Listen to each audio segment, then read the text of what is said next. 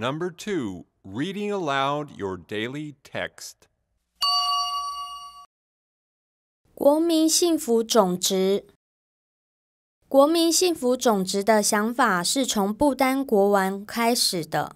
除了国民生财总值外，这也是另一种衡量国家成功的方法。很多事物可以成就幸福，像是好的环境、人际关系、工作、健康跟教育。北欧国家在国民幸福总值排行榜中名列前茅，许多人也相信这是衡量一个国家成功与否的好方法。Hi everybody, welcome back to the second part of our class. It's reading time. Not silent reading, but reading aloud, so you can practice your reading, speaking, and pronunciation all at the same time. Now we have an advanced class article today. It's number 61 in our reader. It's called Gross National Happiness. Bhutan is a small country in Asia that had a big idea.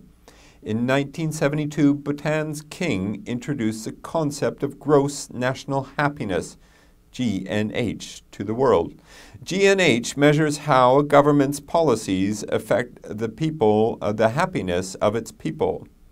Before GNH, government only measured gross national product, GNP.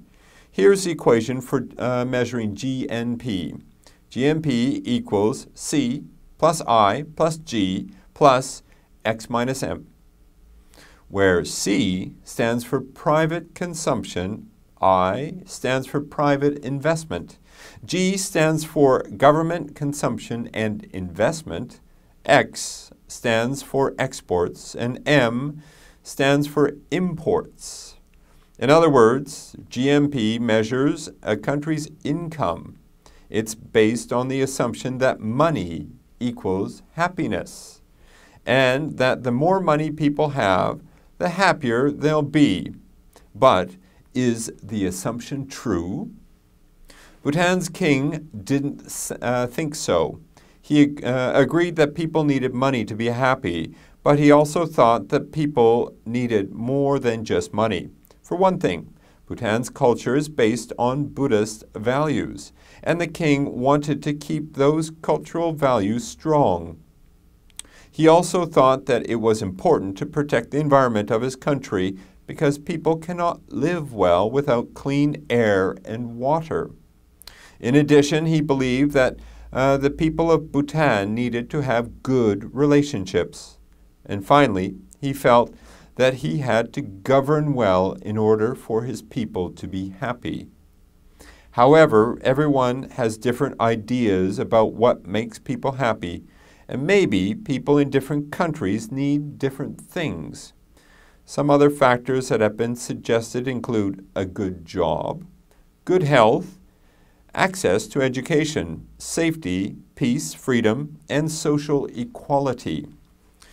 It's taken a while, but now the idea of gross national happiness is spreading around the world, and many surveys of GNH have been conducted in different countries. Most surveys rank the Scandinavian countries of Northern Europe as the happiest countries in the world. On the other hand, Zimbabwe in Africa is at the bottom of the rankings.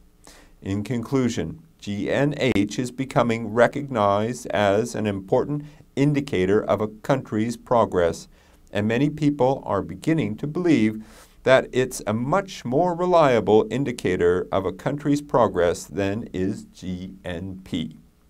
That's it for reading. Interesting article. Instead of just looking at how much money a country makes, it looks at the king from Bhutan said people have to be happy. There's many things that make people happy, not just money. So that's a new idea and a concept.